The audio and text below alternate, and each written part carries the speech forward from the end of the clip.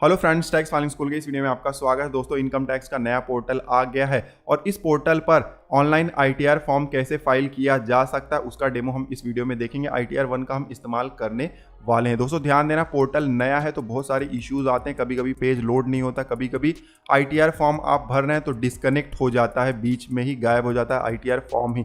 बहुत बार इन्फॉर्मेशन ही आपको दिखाई नहीं देता है, जो आपके यूजफुल इन्फॉर्मेशन होते हैं वो दिखाई नहीं देते। तो इस तरीके के बहुत सारे इश्यूज अभी आ रहे हैं। तो इनकेस आपको भी अगर ऐसे इश्यूज आते हैं तो आप ऑफलाइन फॉर्म भी भर सकते हैं। ऑफलाइन फॉर्म कैसे भरना उसका वीडियो हमारे चैनल पर अवेलेबल है, लिंक आपको नीचे डिस्क्रिप्शन में मिल जाएगा। दोस्तों ध्यान देना है, ऑनलाइन फॉर्म में और ऑफलाइन फॉर्म में अब ज़्यादा डिफरेंस नहीं रह गया है। 95% तो बिल्कुल सेम है, 5% का डिफरेंस है, वो भी स्टार्टिंग में, क्योंकि ऑनलाइन में हम लॉगिन करते हैं, ऑफलाइन में हमें फाइल डाउनलोड करना पड़ता है। दोस्तों वीडियो में आगे बढ़े उससे पहले मैं आपसे रिक्वेस्ट करूंगा कि आप हमारे चैनल को जरूर सब्सक्राइब कर लीजिएगा और सब्सक्राइब करने के बाद बगल में जो बेल आइकॉन है उस पर क्लिक करना बिल्कुल ना भूलिएगा। इस तरीके से हमने एक एक्सेल शीट बना लिया हुआ है जहां पर सारे डिटेल्स को हमने एक जगह पर रख लिया हुआ है। ध्यान देना, यहाँ पर जो भी डिटेल्स है सब कुछ डेमो है, सब कुछ फेक है, ठीक है। ऐसा बहुत ही कम होता है कि एक ही एसएससी को सारे इनकम हो जाए, सारे डिडक्शन भी मिल जाए, लेकिन हम यहाँ पर डेमो बना रहे हैं तो ज़्यादा से ज़्यादा चीज़ों को कवर करने की कोशिश करेंगे। हम यहाँ पर फॉर्म नंबर 16 का डेमो हमने बनाया हुआ है, फॉर्म 12 BA का बनाया हुआ है, house property, other source, deduction, उसके अलावा एग्जेम्प्ट इनकम, ये सब कुछ हम ITR 1 में दिखाएंगे। इस तरीके से आप भी अगर शीट बना लेंगे तो सारे डिटेल्स आपके एक जगह पर आ जाएंगे, तो ITR फॉर्म भरने में आसानी हो जाता है। फिलहाल आगे बढ़ते हैं और कंप्यूटर स्क्रीन पर जाते हैं। इस तरीके से वेब ब्राउजर ओपन होगा। यहाँ पर incometax.gov.in ये वेबसाइट है, इसको आपको एक्सेस कर लेना है। इस तरीके से पेज आ जाएगा। लॉगिन पर हम क्लिक करेंगे यहाँ पर और इस तरीके से लॉगिन का पेज आ गया है। यहाँ पर आप पैन नंबर का इस्तेमाल कर सकते हैं या तो आधार नंबर का भी इस्तेमाल कर सकते हैं अगर आपका आधार कार्ड लिंक है तब, ठीक है। तो जल्दी से हम पैन नंबर इंटर कर देते हैं। दोस्तों ध्यान देना, वीडियो बड़ा होगा क्योंकि नया पोर्टल है, नया तरीका है ITR भरने का। उसके अलावा जो भी डिटेल्स हम यहाँ पर आपको दिखाएंगे वो सब के सब डेमो होंगे, तो आपको नाम नंबर पर ध्यान नहीं देना है, आपको प्रोसेस पर ध्यान देना है कि किस तरीके से ITR में डिटेल फीड करना है। अब पैन नंबर इंटर करने के बाद हम कंटिन्यू पर क्लिक करेंगे। फिर यहाँ पर एक सिक्योर एक्सेस मैसेज है, ये बॉक्स पर हम क्लिक कर देंगे, पासवर्ड जल्दी से इंटर करेंगे और फिर नीचे कंटिन्यू पर क्लिक करेंगे और इस तरीके से पेज आ जाएगा। Welcome to e filing portal. यहाँ पर नाम हमारा दिखाई नहीं दे रहा है, जैसे कि मैंने बताया नया वेबसाइट अभी ये लॉन्च किया गया है तो बहुत सारे इश्यूज आ रहे हैं। यहाँ पर प्रोफाइल स्टेटस में 0% दिखाई दे रहा है, जबकि हमारा 70% से ज़्यादा प्रोफाइल स्टेटस कंप्लीट है। ऑलरेडी मैंने बहुत बार देख लिया हुआ है इस पोर्टल पर ही, लेकिन कभी कभी ये ठीक से इन्फॉर्मेशन आपको देता नहीं है और इसीलिए मैं आपको एडवाइस भी ऑफलाइन की बीच बीच में देते रहूँगा और ऑलरेडी दे दिया हुआ है कि आप ऑफलाइन को भी कंसीडर करिएगा, क्योंकि ऑनलाइन पोर्टल कुछ समय लगेगा इसको स्टेबल होने में। अब नीचे अपडेट कर सकते हैं प्रोफाइल, लेकिन हम अपडेट नहीं करने वाले, हम स्किप कर देंगे इसको। अब इस तरीके से डैशबोर्ड आ जाता है। आपको जाना है सबसे पहले ई फाइल में, इनकम टैक्स रिटर्न्स में, और नीचे यहाँ पर व्यू फॉर्म 26 AS, इस पर आपको क्लिक करके सबसे पहले तो TDS चेक कर लेना है। जब क्लिक करेंगे तो इस तरीके से डिस्क्लेमर आएगा, कंफर्म पर क्लिक करेंगे, नया पेज एक आ जाएगा। इस तरीके से पेज आया, क्लिक करेंगे, प्रोसीड पर क्लिक करेंगे। यहाँ पर view verified tax credit view 26 AS है, इस पर क्लिक करेंगे। यहाँ पर असेसमेंट ईयर सेलेक्ट कर लेंगे 2021-22, फिर व्यू एज HTML, नीचे व्यू डाउनलोड का ऑप्शन है, इस पर क्लिक करना है और जैसे ही क्लिक करेंगे नीचे आएंगे तो यहाँ पर आपको डिटेल दिखाई देगा TDS का, और बाकी दूसरा कोई भी ट्रांजैक्शन आपने किया होगा तो आपको चेक कर लेना है, डिटेल सब कुछ दिखाई देगा।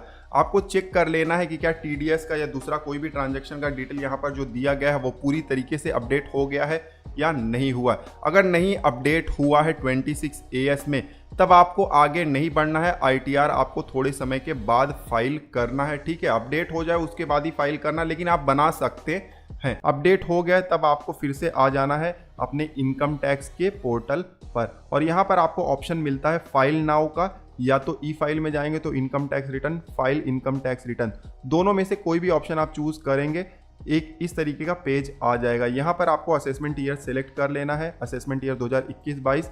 अब नीचे के ऑप्शंस देखिए ऑटोमेटिकली यहाँ पर डिसेबल हो गए हैं, कोई चिंता की बात नहीं। कंटिन्यू पर आपको क्लिक करना है।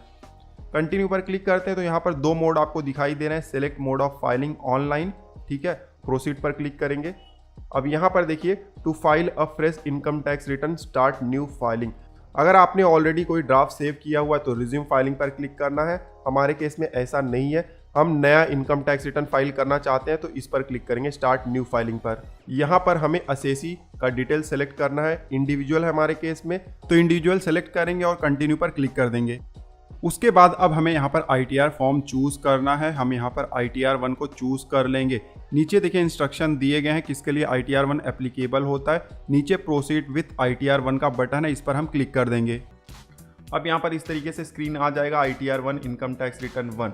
अब यहाँ पर देखिए यहाँ पर कंडीशंस दिए गए हैं कि किसे ITR 1 फॉर्म चुनना है। बेसिकली 50 लाख तक अगर आपका इनकम है तब आप ITR 1 फाइल कर सकते हैं और वो इनकम सैलरी, हाउस प्रॉपर्टी और अदर सोर्स, इन 3 सोर्स से ही होना चाहिए। इन तीनों के अलावा दूसरा कोई भी सोर्स है तो ITR 1 आप फाइल नहीं कर सकते। एग्रीकल्चर इनकम 5000 से ज़्यादा तो भी आप ITR 1 फाइल नहीं कर सकते। तो इसको आप पढ़ लीजिएगा। अब नीचे आते हैं तो यहाँ पर देखिए बहुत सारे रिसोर्सेज हैं, आप पढ़ लीजिए, कोई डाउट हो नीचे लेट्स गेट स्टार्टेड का ऑप्शन है, इस पर क्लिक करना है। इस तरीके से पेज आ गया। यहाँ पर कुछ सवाल पूछे गए हैं तो हम यहाँ पर ऑप्शन सेलेक्ट कर लेंगे जो हमारे लिए एप्लीकेबल हो। क्या हमारा टैक्सेबल इनकम ज़्यादा है बेसिक एग्जम्पशन लिमिट से? यहाँ पे पूछा जा रहा है कि आप इनकम टैक्स रिटर्न क्यों फाइल करना चाहते हैं। क्या हमारा टैक्सेबल इनकम ज़्यादा है बेसिक एग्जम्पशन लिमिट से, तब कंपलसरी फाइल करना पड़ता है। उसके अलावा देखिए सेकंड कंडीशन है कि क्या आप अपने इनकम टैक्स रिटर्न सेक्शन 139(1) के साथ प्रोविजन के लिए फाइल कर रहे हैं, जिसमें कि 3 कंडीशन होते हैं। अगर आपने डिपॉजिट किया हुआ है 1 करोड़ से ज़्यादा का अमाउंट एक या एक से ज़्यादा करंट अकाउंट में ड्यूरिंग द प्रीवियस ईयर तो आपको ITR फाइल करना पड़ता है। अगर आपने फॉरेन ट्रैवल किया हुआ है 2 लाख से ज़्यादा का एक्सपेंसेस हुआ है तब भी करना पड़ता है। या आपका टोटल एग्रीगेट अमाउंट 1 लाख से ज़्यादा है इलेक्ट्रिसिटी कंजम्पशन का पूरे साल भर में, मतलब पिछले साल में, तब भी आपको ITR फाइल करना पड़ता है। वैसे ही आप अगर मान लीजिए कि ये दोनों कंडीशन आपके लिए एप्लीकेबल नहीं है, आप वैसे वॉलंटरी ही अपना ITR फाइल कर रहे हैं, बहुत लोगों का इनकम कम होता है फिर भी ITR फाइल करते हैं, तब आपको अदर वाला सेलेक्ट करना है। मान लीजिए हमारे केस में taxable income basic exemption limit से ज़्यादा है तो हम पहला वाला ऑप्शन सेलेक्ट कर लेते हैं, ठीक है। फिर कंटिन्यू पर क्लिक करेंगे। कंटिन्यू पर जब हम क्लिक करते हैं तो देखिए इस तरीके से स्क्रीन आ जाता है कि हमारा डेटा जो है वो प्री फील्ड हो गया है। यहाँ पर लिखा गया है कि जो भी डिटेल्स आपको मिलने वाले हैं वो प्री फील्ड होंगे, मतलब वहाँ पर ऑटोमेटिकली डेटा फीड होगा। अब डेटा कहाँ से फीड होता है? जो आपका TDS कट हुआ होता है तो जो आपका एम्प्लॉयर होता है या कंपनी होता है या जो जिसके पास से आपको पेमेंट आने वाला था, जिन्होंने TDS डिडक्ट किया हुआ है, तो वो डेटा भेज देते हैं गवर्नमेंट को कि इतना इतना इनकम हमने इनको दिया हुआ है, इतना सैलरी दिया हुआ है और इसके ऊपर TDS डिडक्ट किया हुआ है। तो वो सब डिटेल ऑटोमेटिकली फीड हो जाता है हमारे ITR में। लेकिन फिर भी आपको क्रॉस चेक एक बार कर लेना है। यही चीज़ बोला गया है यहाँ पर कि प्री फील्ड डेटा आपको मिल जाएगा लेकिन आपको क्रॉस वेरीफाई कर लेना है। हमारे केस में फिलहाल अभी प्री फील्ड डेटा नहीं मिलेगा क्योंकि ये ITR हम बहुत जल्दी फाइल कर रहे हैं और TDS वगैरह का जो अपडेट है वो काफ़ी लेट आने वाला है। तो फ्यूचर में और एक ITR फाइल करेंगे जहां पर सारे अपडेट्स आगे होंगे। फिलहाल इस वीडियो में हम जल्दी से आगे बढ़ते हैं। वैलिडेट रिटर्न का यहाँ पर हम प्रोसेस देख सकते हैं। यहाँ पर 5 सब प्रोसेस है, 5 यहाँ पर टैब्स है जहाँ पर हमें डिटेल फीड करना होगा। Personal information, gross total income, total deduction, tax paid, total tax liability. तो 1 बाय 1 हमें इंटर करना होगा। आप डायरेक्टली किसी पर जंप नहीं कर सकते हैं। जब पर्सनल इन्फॉर्मेशन आप फीड करेंगे उसके बाद ही ग्रॉस टोटल इनकम यहाँ पर ओपन होगा। तो सबसे पहले पर्सनल इन्फॉर्मेशन में जाते हैं, यहाँ पर आपको क्लिक करना है। अब इस तरीके से वेरीफाई और पर्सनल इन्फॉर्मेशन का पेज आ गया है। स्क्रॉल करके नीचे जाएंगे, यहाँ पर देख सकते हैं प्रोफाइल डिटेल दिखाई दे रहा है। हमारा name, middle name, last name, date of birth, Aadhaar number, सब कुछ यहाँ पर दिखाई दे रहा है। इसको आप एडिट नहीं कर सकते हैं। इसको एडिट करना तो आपको प्रोफाइल में जाना पड़ेगा। उसके नीचे कॉन्टैक्ट डिटेल्स दिया गया है, यहाँ पर address, mobile number, email ID है, इसको आप एडिट कर सकते हैं। एडिट का बटन यहाँ पर दिया गया है। तो कुछ भी रॉन्ग हो तो आप एडिट कर लीजिए। लेटेस्ट आपका जो कॉन्टैक्ट डिटेल है वो अपडेट होना बेहद ही जरूरी है। उसके बाद और स्क्रॉल करके थोड़ा सा नीचे आएंगे। अब यहाँ पर हमें नेचर ऑफ एम्प्लॉयमेंट पूछा जा रहा है, मतलब कहाँ पर हम जॉब करते हैं, सेंट्रल गवर्नमेंट में या स्टेट गवर्नमेंट या पब्लिक सेक्टर अंडरटेकिंग में हम जॉब करते हैं, या हम जॉब नहीं कर रहे हैं हमें पेंशन मिल रहा है, या तो प्राइवेट सेक्टर में अगर आप जॉब करते हैं तो अदर्स आ जाएगा। उसके अलावा मान लीजिए आपको सैलरी या पेंशन कुछ भी नहीं मिल रहा तो नॉट एप्लीकेबल आ जाएगा। काफ़ी लोगों को सिर्फ इंटरेस्ट इनकम होता है तो वहाँ पर नॉट एप्लीकेबल आ जाएगा। हमारे केस में हम मान लेते हैं जॉब किया जा रहा है प्राइवेट सेक्टर में, ठीक है, तो अदर्स को हम सेलेक्ट कर लेंगे। अब फाइलिंग सेक्शन यहाँ पर आ गया है। Filed under section 139(1) automatically selected है और यही हमारे लिए फिलहाल एप्लीकेबल भी है। Filed in response to notice under section, ये सब आपको कुछ भी नहीं करना, ये जिसको नोटिस आया रहता है उसके लिए एप्लीकेबल होता है। ठीक है, अब थोड़ा सा और नीचे जाएंगे और यहाँ पे एक बहुत ही इंपॉर्टेंट क्वेश्चन है, क्या आप नया टैक्स रिग में चुनना चाहते हैं अंडर सेक्शन 115 BAC? तो हम यहाँ पर नया टैक्स रिग में नहीं चुनना चाहते हैं, तो हम इसको नो कर देंगे। अब ध्यान देना है, ये ऑप्शन आपको बहुत ही समझदारी से सिलेक्ट करना है। नया आपके लिए अच्छा है या पुराना अच्छा है, इससे रिलेटेड एक वीडियो ऑलरेडी हमने बनाया हुआ है, तो आप चेकआउट कर सकते हैं, लिंक आपको नीचे डिस्क्रिप्शन में मिल जाएगा। तो थोड़ा सा आपको हेल्प मिल जाएगा। आपको पता होना चाहिए कि कौन सा टैक्स रिग में आपके लिए फ़ायदेमंद है। हमारे लिए हमें लगता है कि पुराना वाला टैक्स रिग में फ़ायदेमंद है, तो हम यहाँ पर नो सेलेक्ट कर लेंगे, पुराना वाला ही कंटिन्यू करेंगे।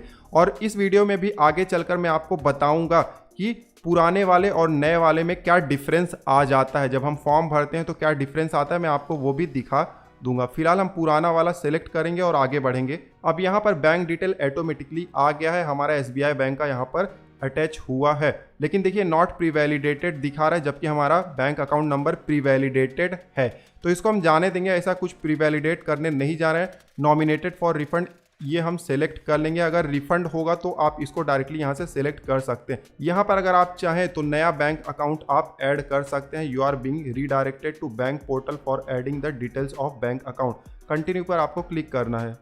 अब इस तरीके से पेज आ गया है, यहाँ पर बैंक का डिटेल आपको इंटर करना है, बैंक अकाउंट नंबर, फिर कंफर्म करना है bank account number, account type आपको सेलेक्ट करना है, टाइप जो अकाउंट होल्डर टाइप है, प्राइमरी है या जॉइंट है वो सेलेक्ट करना है, FC कोड सेलेक्ट करना है, बैंक अकाउंट, बैंक नेम तो ऑटोमेटिकली आ जाएगा, ब्रांच भी शायद ऑटोमेटिकली आ जाएगा, और फिर वैलिडेट करना है। हमारे केस में एक ही बैंक अकाउंट है जो कि ऑलरेडी लिंक है, तो उसको हम वही वाला रखेंगे, यहाँ से हम बैक कर लेंगे। तो यहाँ पर एक ही बैंक अकाउंट नंबर है, और रिफंड अगर हमें इस बैंक अकाउंट में चाहिए तो हम इसको देखिए इस तरीके से बटन इसका जो है वो ऑन कर देंगे, और एक बैंक अकाउंट का आपको ऑन करना ही करना है, अदरवाइज एरर आएगा। Refund will be not transfer to the bank account unless it is pre validated. तो ये वार्निंग यहाँ पर दे रहा है, आपको ध्यान रखना है, बैंक अकाउंट को आपको प्री वैलिडेट कर लेना है। अब नए पोर्टल पर कैसे प्री वैलिडेट करना है उसका वीडियो हम जल्दी बनाएंगे। हमारे केस में यहाँ पर एरर से दिखाई दे रहा है कि नॉट प्री वैलिडेटेड, अदरवाइज हमारा bank account number already pre validated है। फिलहाल नीचे आएंगे, यहाँ पर कंफर्म पर क्लिक कर देंगे। अब जैसे हमने कंफर्म पर क्लिक किया, देखिए यहाँ पर पर्सनल इन्फॉर्मेशन में ग्रीन साइन आ गया, कंफर्म, मतलब ये वाला जो हमारा टैब था वो कंप्लीट हो गया है। अब ग्रॉस टोटल इनकम हमें फीड करना है, तो इस पर हम क्लिक कर देंगे।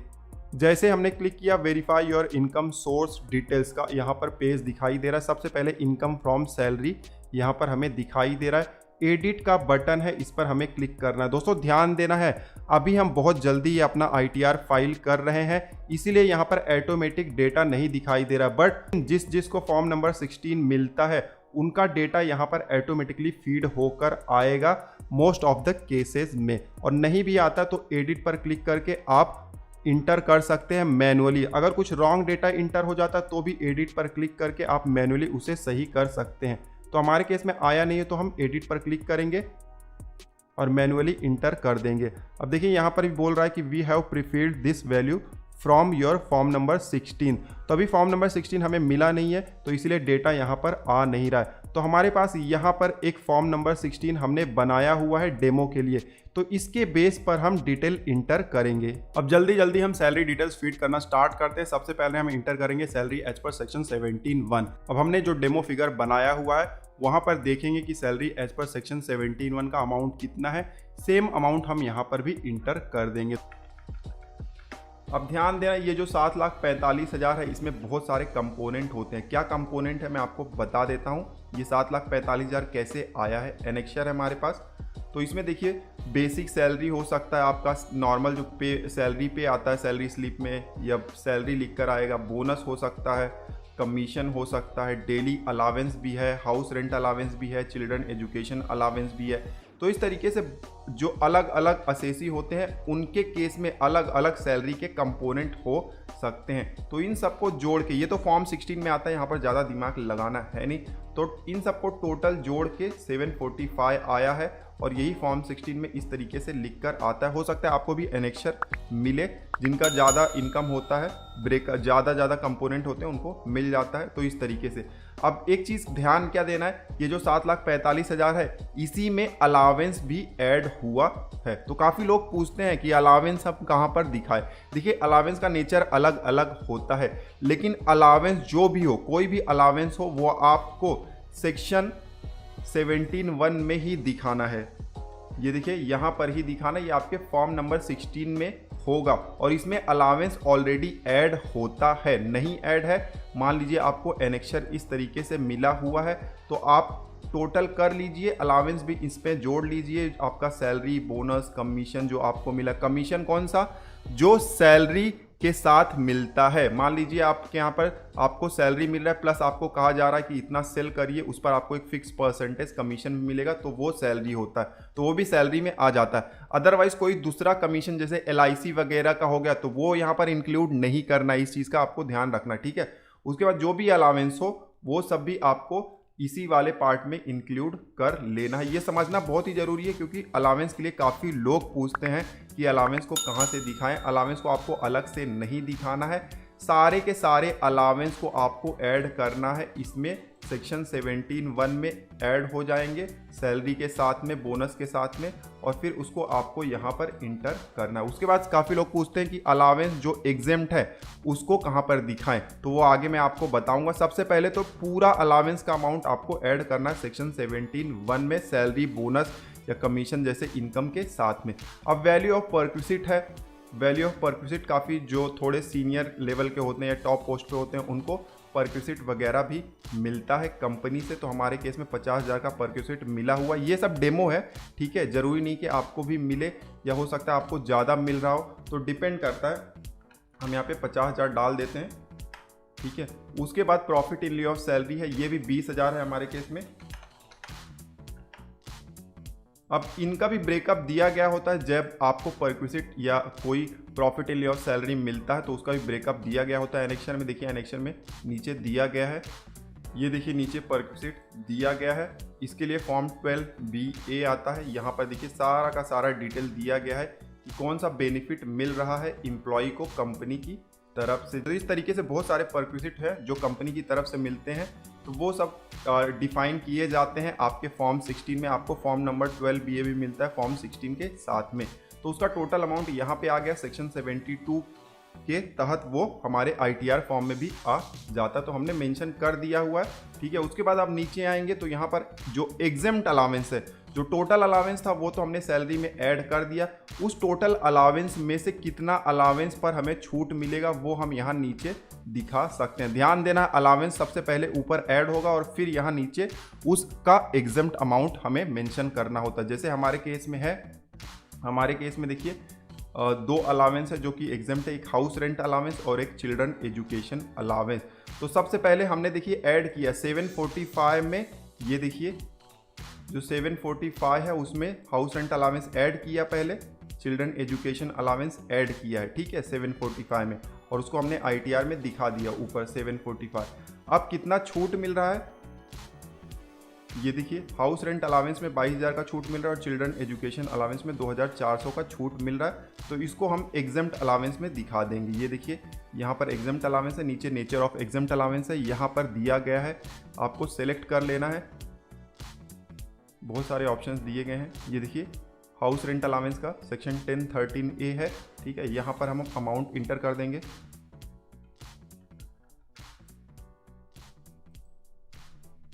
उसके बाद ऐड कर सकते हैं अनादर। उसके बाद यहाँ पर सेक्शन हम चिल्ड्रन एजुकेशन अलावेंस वाला भी सिलेक्ट कर लेंगे और यहाँ पर हम अमाउंट इंटर कर देंगे। अब हमने 2 एग्जाम्पल ही डाला है, आपके केस में हो सकता है अलग दूसरे किसी नेचर का अलावेंस आपके केस में हो और उसमें अलग तरीके का एग्जेम्पशन मिला हो, तो वो आप डिसाइड कर लीजिएगा, आपके फॉर्म 16 में होगा, उस हिसाब से आप इसको भर लीजिएगा। हमने यहाँ पर भर दिया हुआ है, ठीक है। उसके बाद अब नेट सैलरी यहाँ पर आ गया है। उसके बाद नीचे आएंगे तो डिडक्शन हमें मिल जाता है। स्टैंडर्ड डिडक्शन ऑटोमेटिकली कैलकुलेट हो जाता है। काफ़ी लोग पूछते हैं कि स्टैंडर्ड डिडक्शन कहाँ पर दिखाना है, ये ऑटोमेटिकली कैलकुलेट हो जाता है। प्रोफेशनल टैक्स आपने पे किया हुआ तो उसका बेनिफिट ले सकते हैं। जैसे कि यहाँ पर 2500 रुपया है तो हम यहाँ पर इंटर कर देंगे। अब ये जो इंटरटेनमेंट अलावेंस होता है वो गवर्नमेंट एम्प्लॉय के लिए होता है। हमने private employ as a private employ select किया हुआ था। जब नेचर ऑफ एम्प्लॉयमेंट हमें सेलेक्ट करना था तो हमने अदर सेलेक्ट किया था प्राइवेट का। अगर गवर्नमेंट एम्प्लॉय वाला ऑप्शन सेलेक्ट करते तो ये भी हमें ओपन दिखाई देता, इसको हम भर सकते थे क्योंकि गवर्नमेंट एम्प्लॉय को इसका बेनिफिट मिलता है इंटरटेनमेंट अलावेंस का, प्राइवेट सेक्टर वालों को नहीं मिलता। तो स्टैंडर्ड डिडक्शन हो गया। यहाँ पर प्रोफेशनल टैक्स का बेनिफिट ले लिया। अब नीचे आएंगे तो income chargeable under the head salary इतना है, ठीक है, इसको आप सेव कर लेंगे। ध्यान देना जितना भी अमाउंट मैं यहाँ पर दिखा रहा हूँ वो सब के सब डेमो है, आपको भरना कैसे है उस पर फोकस करना है। क्या अमाउंट भर रहा है उस पर ज़्यादा आपको ध्यान नहीं देना क्योंकि आपके फॉर्म 16 में आपका खुद का डिटेल होगा। अब इनकम फ्रॉम सैलरी तो हमने भर दिया हुआ। अब नीचे आएंगे, इनकम फ्रॉम हाउस प्रॉपर्टी है, इसको कैसे भरना वो भी मैं जल्दी से दिखा देता हूँ। ऐड डिटेल्स ऑफ ब्रेकअप, इस पर क्लिक करना है। हमने यहाँ पर इस तरीके से एक शीट बनाया हुआ है हाउस प्रॉपर्टी का भी। दोनों केस कवर कर लेंगे। मान लीजिए आपके पास हाउस प्रॉपर्टी है और आपने रेंट पर दिया हुआ है तो कैसे भरना है, और मान लीजिए आपके पास हाउस प्रॉपर्टी है और आप खुद ही रह रहे हैं तो उसका क्या बेनिफिट आपको मिल सकता है। रेंट पर नहीं दिया, आप खुद ही रहते हैं, तब क्या हो सकता है, ठीक है। तो पहले मान लेते हैं कि आपके पास हाउस प्रॉपर्टी है, उसको आपने रेंट पर दिया हुआ है तो क्या होगा, लेट आउट है। तो अब देखिए यहाँ पर पेज आ गया है हाउस प्रॉपर्टी का। यहाँ पर दिया भी गया है कि income chargeable under the house property as per form 16।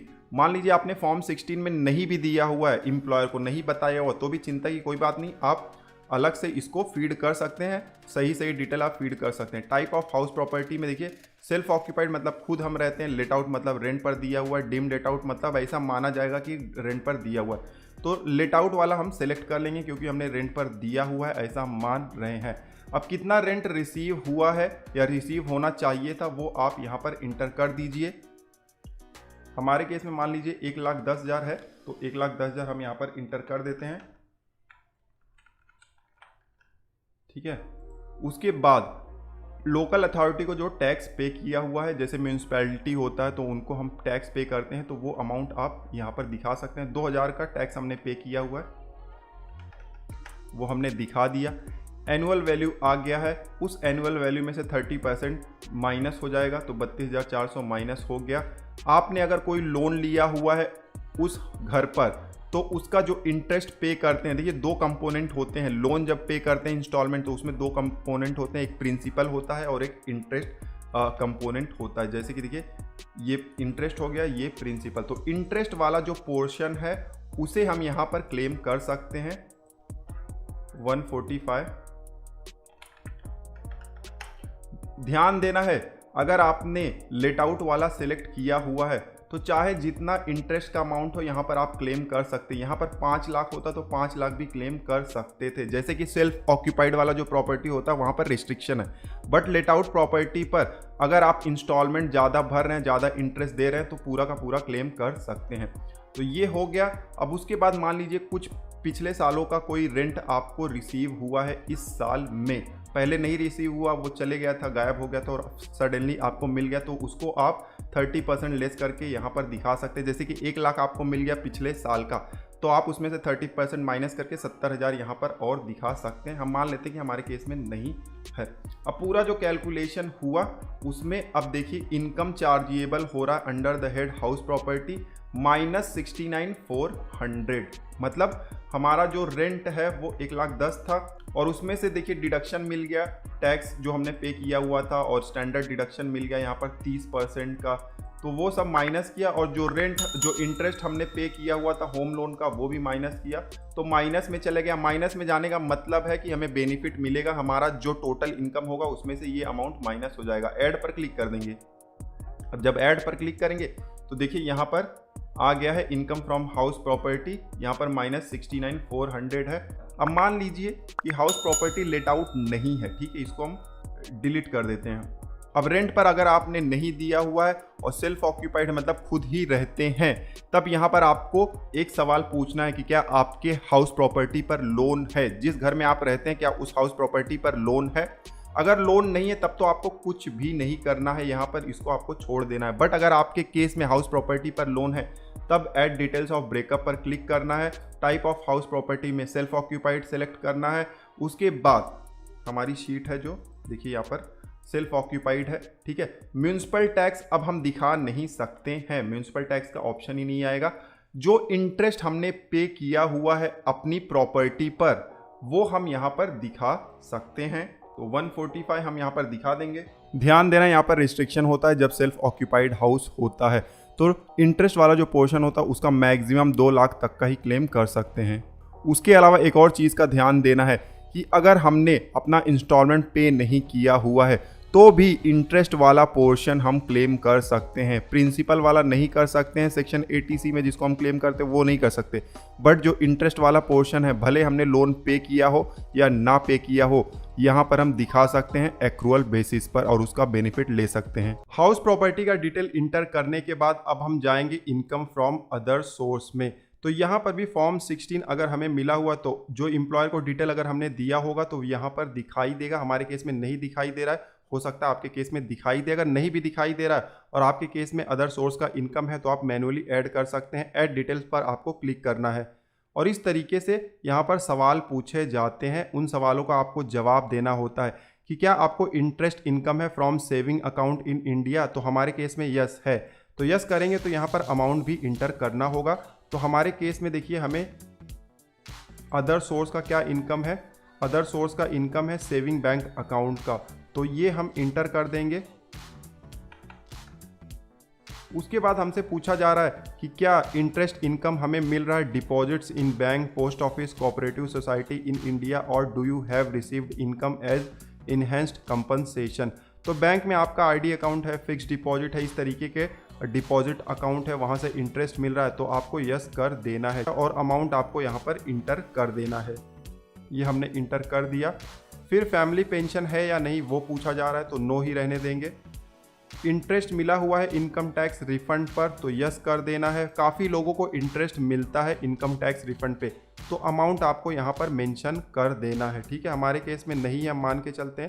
Any other income है अदर सोर्स का तो यस कर देना है और फिर अमाउंट इंटर करना है और फिर डिस्क्रिप्शन डालना है कि कौन सा अदर सोर्स का इनकम है। तो हमारे केस में हम इसको भी नो कर देते हैं। डिविडेंड इनकम अगर आपको है तो यस कर देना है और डिविडेंड इनकम का क्वार्टरली ब्रेकअप यहाँ पर हमें इंटर करना है कि किस किस पीरियड में हमें डिविडेंड मिला है। मान लेते हैं कि हमारी केस में डिविडेंड इनकम है, ठीक है, 25,000 है, तो इसका ब्रेकअप भी हमें डालना पड़ेगा। डायरेक्टली हम अमाउंट इंटर नहीं कर सकते हैं। कब कब हमें डिविडेंड इनकम मिला है, ध्यान देना है, कब कब मिला है हम यहाँ पर इंटर कर देंगे। तो मान लीजिए 2,500 रुपया मिला है 15 जून से पहले, 16 जून से लेकर 15 सितंबर तक के बीच में हमें 5,000 मिला है, ठीक है। उसके बाद सितंबर से लेकर दिसंबर के बीच में हमें कुछ नहीं मिला है तो हम यहाँ पर 0 इंटर कर देंगे। और 16 दिसंबर से लेकर 15 मार्च के बीच में अगर कुछ मिला हुआ है तो वो इंटर कर देंगे। ध्यान देना मैं ऐसे ही डेमो यहाँ पर इंटर कर रहे हैं, बट आपको एक्चुअल में जो मिला हुआ है उस तरीके से भरना है। अगर नहीं मिला हुआ बिल्कुल डिविडेंड है ही नहीं तो आपको नो कर देना है, ठीक है, सिंपल सा है। और उसके बाद कितना बचा हुआ, 25,000 हमें दिखाना था। यहाँ पर हम मान लेते हैं कि मार्च में हमें 7,500 रुपये डिविडेंड मिला, तो टोटल 25,000 हमें मिला है। तो ये डिटेल हमने इंटर कर दिया हुआ है अदर सोर्स का भी और डिविडेंड का भी। अब कंटिन्यू पर हम क्लिक कर देंगे।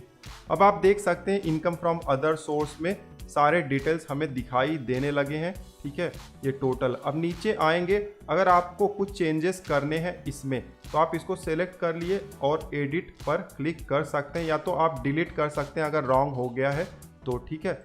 उसके बाद और कुछ ऐड करना है तो ऐड अनदर पर क्लिक करके आप ऐड भी कर सकते हैं। फिलहाल और थोड़ा सा नीचे आएंगे, एग्जेम्प्ट इनकम में यहाँ पर ऐड डिटेल्स पर क्लिक करेंगे। अब एग्जेम्प्ट इनकम अगर आपको कुछ है तो आप ऐड कर दीजिए। हम यहाँ पर डेमो के लिए ऐड कर रहे हैं, जैसे कि LIC का इनकम है तो सेक्शन 1010D हम यहाँ पर इंटर कर देंगे और अमाउंट यहाँ पर डाल देंगे और अमाउंट डालने के बाद ऐड पर हम क्लिक कर देंगे। अब यहाँ पर एग्जेम्प्ट इनकम आ गया है। उसके अलावा अगर आप PF विड्रॉ करते हैं जो कि एग्जेम्प्ट होता है बाय नेचर, ध्यान देना हर PF विड्रॉल एग्जेम्प्ट नहीं होता, किसी किसी पर टैक्स भी लगता है, बट इन केस आपका अगर PF विड्रॉल एग्जेम्प्ट है तो आप उसको यहाँ पर दिखा सकते हैं एग्जेम्प्ट इनकम में। यहाँ पर आपको चूज़ करना है सेक्शन जिसके तहत एग्जेम्प्ट होता है। सेक्शन 1011 हमने सेलेक्ट किया और अमाउंट इंटर कर देंगे और फिर नीचे ऐड का बटन है, इस पर क्लिक कर देंगे। तो तो यहाँ पर देखिए हमने इनकम का डिटेल इंटर कर दिया हुआ है, salary, house property, other source और फिर एग्जेम्प्ट इनकम का डिटेल हमने इंटर कर दिया हुआ है। अब पूरा डिटेल आप एक बार वेरीफाई कर लीजिए और फिर आपको क्लिक करना है नीचे कन्फर्म के बटन पर। अब आप देखिए यहाँ पर ग्रॉस टोटल इनकम के सामने भी ग्रीन यहाँ पर सिंबल आ गया है कि ये आपका कंप्लीट हो गया है। अब हमें जाना है टोटल डिडक्शन पर, तो टोटल डिडक्शन के सामने हम क्लिक करेंगे। अब यहाँ पर भी हमसे बहुत सारे सवाल पूछे जा रहे हैं। पहला सवाल पूछा जा रहा है कि आपने डोनेशन पेड किया हुआ है, उसका डिडक्शन क्लेम करना है, तो हम नो कर देंगे। फिर पूछा जा रहा है कि क्या आपने साइंटिफिक रिसर्च और रूरल डेवलपमेंट के लिए कोई डोनेशन दिया है, नो कर देंगे। उसके बाद पूछा जा रहा है कि सेक्शन 80 जीजी का आप डिडक्शन लेना चाहते हैं, क्लेम करने वाले हैं, एलिजिबल हैं, तो हम नो कर देंगे। देखिए ये रेंट अगर आप पे कर रहे हैं और आपको HRA नहीं मिल रहा तो ये वाला डिडक्शन आप क्लेम कर सकते हैं। हमारे लिए एप्लीकेबल नहीं है लेकिन काफ़ी लोगों के केस में एप्लीकेबल होगा, ठीक है। तो यस करके आपको अमाउंट इंटर करना होगा। हमारे केस में नो है तो नो रहने देंगे। उसके बाद पूछा जा रहा है कि सेक्शन 80C का डिडक्शन है। यहाँ पर एक्चुअली नाम दिया गया है कि लाइफ इंश्योरेंस प्रीमियम आपने भरा हुआ है, PPF भरा हुआ है, 5 साल का टैक्स सेवर फिक्स डिपॉजिट किया हुआ है एटसेट्रा। तो सेक्शन 80C से रिलेटेड अगर आपने पेमेंट या इन्वेस्टमेंट किया हुआ है तब आपको यहाँ पर यस कर लेना है। अगर इनके सेक्शन 80C से रिलेटेड कोई आपका डिडक्शन नहीं है तो नो ही रहने देना। हमारे केस में है तो हमने यस कर दिया। अब देखिए डिडक्शन में हमारे पास है यहाँ पर 129,800 है LIC और ट्यूशन फीस का, और 1,25,000 है ये है हाउस प्रॉपर्टी का जो लोन पे किया हुआ था उसका प्रिंसिपल अमाउंट, जिसको हम सेक्शन 80C में क्लेम कर सकते हैं। तो टोटल 254,800 हो गया, तो ये हम इंटर कर देंगे। ध्यान देना हम यहाँ पर डेमो बना रहे हैं तो बहुत बार ऐसा होता है कि अमाउंट ज़्यादा दिखाई देता है। उसके बाद नीचे आएंगे तो यहाँ पर अगर section 80 CCD2 contribution to pension scheme of central government by employer, अगर यस है तो यस करना है, नो है तो नो रहने देना है। हमारे केस में नो है। उसके बाद नीचे आएंगे तो are you eligible, section 80D का डिडक्शन लेना है तो यहाँ पर यस करना है, अदरवाइज नो कर देना। तो हमारे केस में है तो हम यस कर देंगे। सेक्शन 80D का मतलब हो गया कि हेल्थ मेडिकल इंश्योरेंस प्रीमियम आपने पे किया हुआ है, प्रिवेंटिव हेल्थ चेकअप के लिए आपने पे किया हुआ है, या सीनियर सिटीजन के मेडिकल एक्सपेंडिचर के लिए खर्च किया हुआ है तो आप क्लेम कर सकते हैं। अब यहाँ पर अमाउंट इंटर करने का बॉक्स नहीं है क्योंकि इसके लिए सेपरेट एक अलग से टैब बना हुआ है, आगे हम देखेंगे उसके बारे में। उसके बाद नीचे आएंगे तो यहाँ पर सेक्शन 80E है, एजुकेशन लोन आपने अगर लिया हुआ है हायर स्टडी के लिए तो उसका जो इंटरेस्ट पे करते हैं उसको आप क्लेम कर सकते हैं। हमारे केस में नहीं है तो नो कर देंगे। फिर हमसे पूछा जा रहा है कि क्या दूसरे किसी भी डिडक्शन को आप क्लेम करना चाहते हैं, तो यस हम करेंगे क्योंकि यहाँ पर बहुत सारे डिडक्शन है जिसमें से कुछ एप्लीकेबल हैं हमारे लिए। अगर इसमें से कोई भी आपके लिए एप्लीकेबल नहीं है तो आप नो कर दीजिएगा, वो गायब हो जाएगा। बट हमारे केस में एक डिडक्शन एप्लीकेबल है, सेक्शन 80TTA, ठीक है। तो ये हम इंटर कर देंगे। जो अदर सोर्स में पैसा हमने दिखाया हुआ था, अदर सोर्स में देखिए सेविंग बैंक खाते का जो इंटरेस्ट था वो हम यहाँ पर क्लेम कर सकते हैं। अप टू 10,000 तक का क्लेम हम कर सकते हैं। तो वहाँ पर 1120 रुपया था तो यहाँ पर टोटल 1120 का हम क्लेम कर सकते हैं। सेक्शन 80TTB सीनियर सिटीजन के लिए होता है तो हमारे केस में सीनियर सिटीजन है नहीं, इसीलिए ये ब्लॉक है, यहाँ पर कुछ हम इंटर नहीं कर सकते। अब काफ़ी लोग पूछते हैं कि NPS का डिडक्शन कहाँ पर इंटर करना होता है। यहाँ पर देखिए ऑप्शन है सेक्शन 80 CCD1 और उसके नीचे ऑप्शन है सेक्शन 80 CCD1B। तो ये दोनों ऑप्शन हमें मिल जाते हैं। सेक्शन 80 CCD1B में आपको एडिशनल डिडक्शन मिल जाता है 50,000 रुपये तक का। तो ये डिडक्शन हमने सब कुछ इंटर कर दिया हुआ है। अब नीचे आएंगे, कंटिन्यू पर क्लिक करेंगे। अब ये हमसे बोल रहा है कि डिडक्शन 80TTA जो है वो फॉर्म नंबर 16 में जो अमाउंट दिखाया गया है उससे ज़्यादा है, मतलब जो अमाउंट एम्प्लॉयर ने कंपनी ने रिपोर्ट किया हुआ है उससे ज़्यादा है। तो जैसे कि मैंने बताया कि हमारा अभी फॉर्म नंबर 16 रिपोर्ट यहाँ पर नहीं हुआ है, ना ही हमें मिला हुआ है, तो ये इस तरीके से हमें एरर दिखाई दे रहा है। तो इसको इग्नोर कर देना है। आप यहाँ पर ये ध्यान देना, ये वार्निंग है, इसको आप इग्नोर कर सकते हैं अगर आपका ये अमाउंट सही है तो, ठीक है, कोई चिंता की बात नहीं। कंटिन्यू पर आपको क्लिक कर देना है। अब जब कंटिन्यू पर हमने क्लिक किया तो वेरीफाई योर डिडक्शन का पेज आ गया। यहाँ पर 80C का अमाउंट दिखाई दे रहा है, 80TTA का अमाउंट भी दिखाई दे रहा है। और नीचे आएंगे तो यहाँ पर 80 CCD2, 80D, 80G, 80GGA इस तरीके से ऑप्शन दिखाई दे रहे हैं। तो 80D हमारे केस में एप्लीकेबल है, इस पर क्लिक कर देंगे। अब यहाँ पर हमसे पूछा जा रहा है कि आप या आपकी फैमिली में कोई सीनियर सिटीजन है, तो हमारे केस में नहीं है। दोस्तों ध्यान देना है, यहाँ पर फैमिली का मतलब होता है सेक्शन 80D के हिसाब से मैं वाइफ और बच्चे, 3 लोग ही होते हैं, पेरेंट्स इंक्लूड नहीं होते, पेरेंट्स के लिए अलग से यहाँ पर ऑप्शन है। तो आपकी वाइफ या बच्चों में से कोई सीनियर सिटीजन है तो यस करना है, नहीं है तो नो कर देना है। अगर आप क्लेम ही नहीं कर रहे हैं एटीडी का तो भी not claiming for self family ये आपको सेलेक्ट कर लेना है। ठीक है, फिलहाल हम क्लेम कर रहे हैं तो हम यहाँ पर नो कर देंगे क्योंकि हम सीनियर सिटीजन नहीं है। ठीक है, तो यहाँ पर हम हेल्थ इंश्योरेंस का अमाउंट भी इंटर कर देंगे। अब और थोड़ा सा नीचे जाएंगे तो यहाँ पर पेरेंट्स से रिलेटेड भी ऑप्शन है। पेरेंट्स क्या आपके सीनियर सिटीजन है या नहीं है, तो यस या नो आप कर सकते हैं। अगर क्लेम ही नहीं करना है पेरेंट्स के लिए तो नॉट क्लेमिंग फॉर पेरेंट्स इस पर आपको क्लिक करना है। तो हमारे केस में हम क्लेम नहीं करने वाले हैं, नॉट क्लेमिंग फॉर पेरेंट्स पर क्लिक करेंगे। बट इन केस आप अगर क्लेम करना चाहते हैं तो यस नो पर क्लिक करिएगा। यस पर क्लिक करेंगे तो आपको देखिए मेडिकल एक्सपेंडिचर का भी बेनिफिट मिल जाता है। पेरेंट्स के लिए आपने कोई मेडिकल एक्सपेंडिचर किया गया होगा आपके द्वारा तो आप उसको यहाँ पर क्लेम कर सकते हैं। हेल्थ इंश्योरेंस और प्रिवेंटिव हेल्थ चेकअप के अलावा है ये ऑप्शन। ठीक है, तो फिलहाल यहाँ पर नॉट क्लेमिंग फॉर पेरेंट्स हम क्लिक कर देंगे, नीचे आएंगे ऐड पर क्लिक कर देंगे। अब डिडक्शन में देखिए सेक्शन 80C 80D भी ऐड हो गया, 80TTA भी यहाँ पर दिखाई दे रहा है। अब नीचे जाएंगे स्क्रॉल करके, यहाँ पर हमसे कहा जा रहा है कि टोटल ऑफ चैप्टर 6 से deduction entered is more than deduction details provided by the employer, please reverify. तो इस तरीके से वार्निंग कब आएगा, जब आपका फॉर्म नंबर 16 और आपका डिटेल मिसमैच होगा। तो मतलब फॉर्म नंबर 16 में जो डिटेल भेजा गया है इनकम टैक्स डिपार्टमेंट के पास वो अलग है और आप जो अमाउंट इंटर कर रहे हैं वो अलग है, तब इस तरीके से एरर आएगा।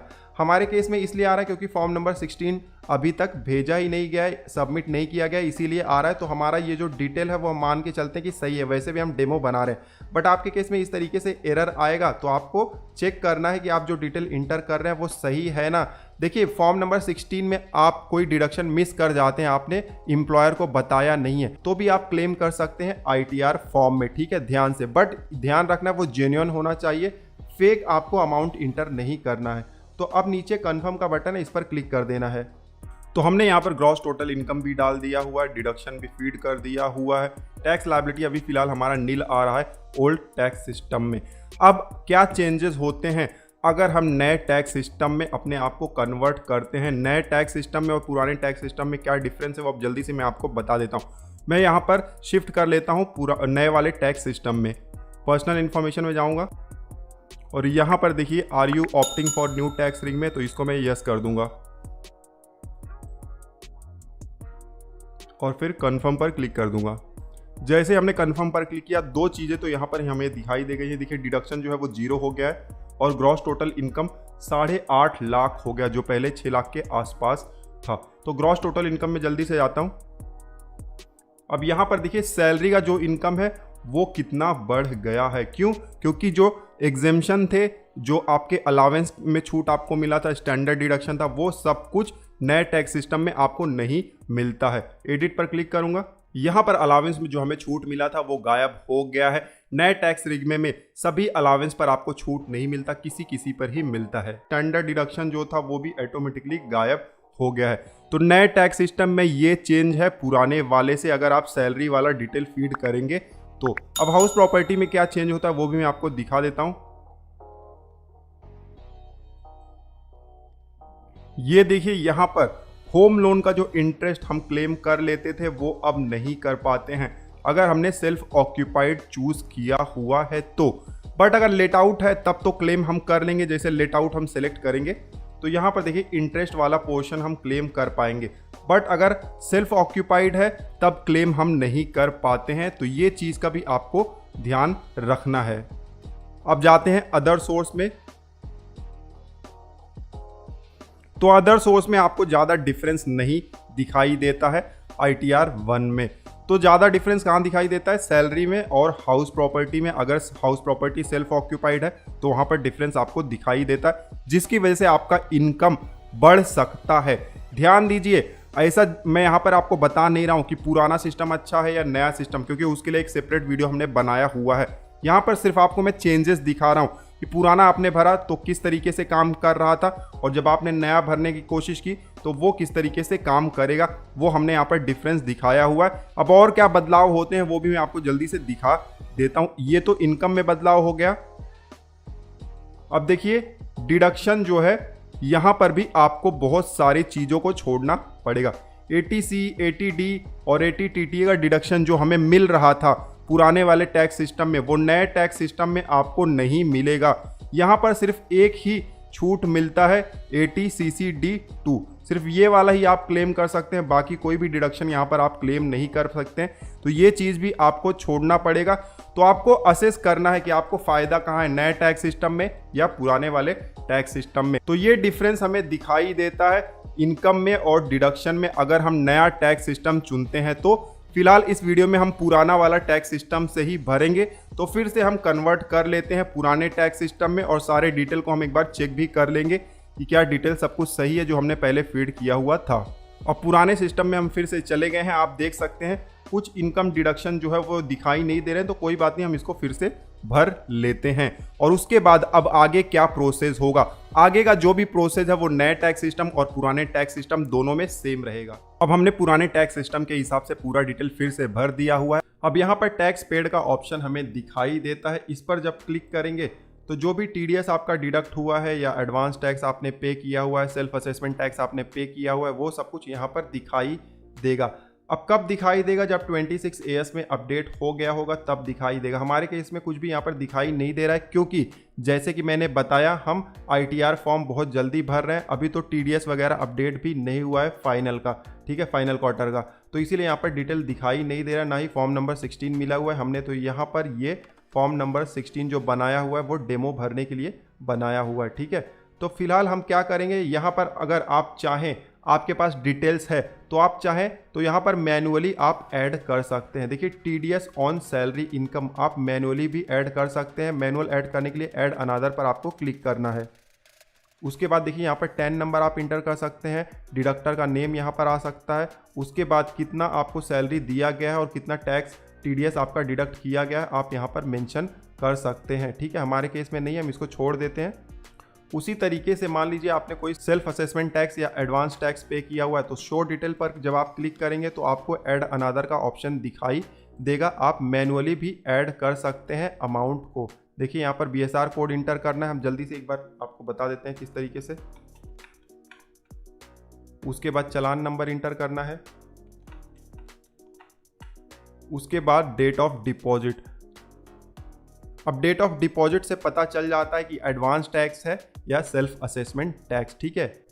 तो यहाँ पर हम 1 जून सेलेक्ट कर लेते हैं।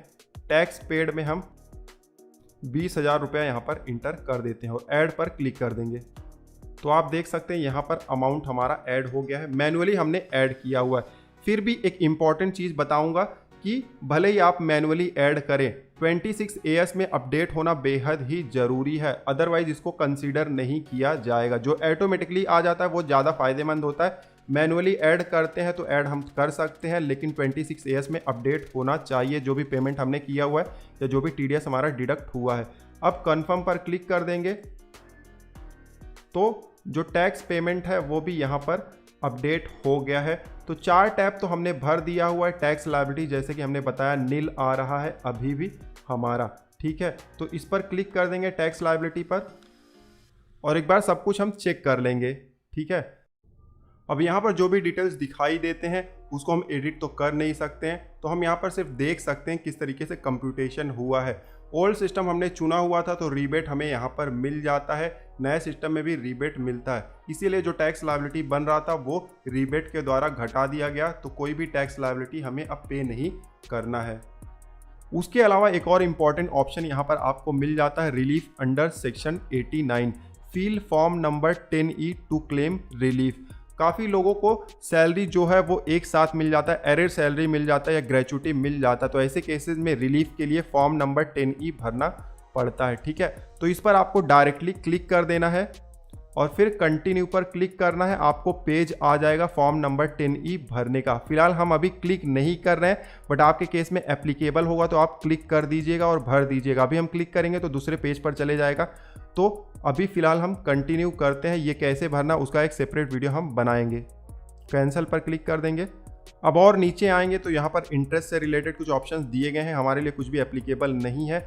आप देख सकते हैं टैक्स लायबिलिटी नील आ रहा है, कन्फर्म पर हम क्लिक कर देंगे। अब जैसे ही हमने कन्फर्म पर क्लिक किया आप देखिए 5 टैब ऊपर ग्रीन साइन आ गया है, कंफर्म हो गया, मतलब सब कुछ भर चुका है हमने। अब यहाँ पर डाउनलोड कर सकते हैं जेसन फाइल, तो जो जो डिटेल्स आपने फीड किया हुआ है सब कुछ डाउनलोड हो जाएगा। अदरवाइज यहाँ पर प्रोसीड का ऑप्शन है, डायरेक्टली हम आगे बढ़ सकते हैं। मैं यहाँ पर प्रोसीड पर क्लिक करता हूँ। अब जैसे हमने प्रोसीड पर क्लिक किया, देखिए सेकेंड प्रोसेस पर हम आ गए। वैलिडेट रिटर्न वाला पोर्शन तो हमारा कंप्लीट हो गया। अब कंफर्म योर रिटर्न समरी, ये वाला प्रोसेस आ गया। यहाँ पर हमसे बोला जा रहा है कि you are eligible for refund ₹20,000। तो रिफंड अगर आपके केस में होगा तो इस तरीके से दिखाई देगा। टैक्स लायबिलिटी होगा तो वो भी आपको दिखाई देगा। अब नीचे देखिए पूरा कंप्यूटेशन है, ठीक है। अब नीचे यहाँ पर आपको प्रीव्यू रिटर्न पर क्लिक करना है। जैसे ही प्रीव्यू रिटर्न पर आपने क्लिक किया, इस तरीके से पेज आ गया है, preview and submit your return. ये क्या है? ये आईपी एड्रेस है जहां से हम अपना इनकम टैक्स रिटर्न फाइल कर रहे हैं। यहाँ पर हमें इसको सेलेक्ट करना है, यहाँ पर अपना नाम इंटर करना है, यहाँ पर फादर नेम इंटर करना है, ठीक है। उसके बाद नीचे आएंगे तो यहाँ पर सेल्फ हम सेलेक्ट कर लेंगे और पैन कार्ड अपने आप, पैन नंबर अपने आप यहाँ पर ऑटोमेटिकली आ गया है। और नीचे आएंगे तो टीआरपी अगर आपका रिटर्न फाइल कर रहा है तो उसका डिटेल आ जाएगा।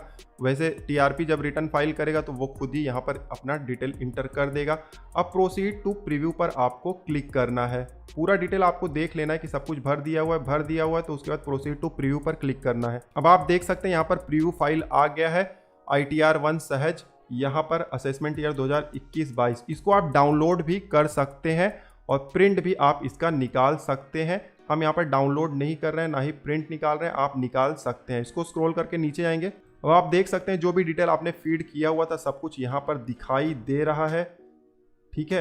आप क्रॉस वेरीफाई कर लीजिएगा, सब कुछ अगर सही होगा तो स्क्रॉल करके नीचे जाएंगे तो प्रोसीड टू वैलिडेशन पर आपको क्लिक करना है।